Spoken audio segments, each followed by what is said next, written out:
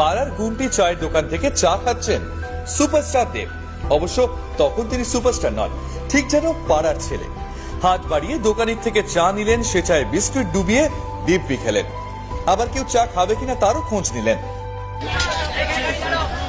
চা খাবে?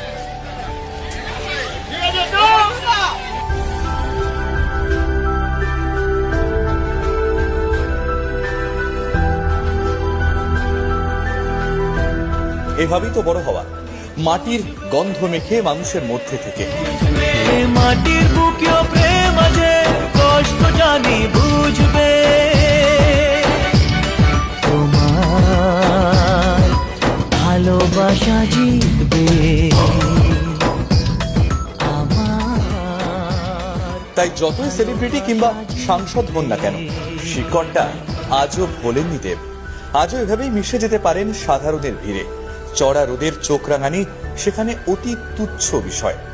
ভোটের প্রচার তো মাত্র কিছু দিনের, কিন্তু এই ছবিগুলো থেকে যাবে বরাবরের মতো।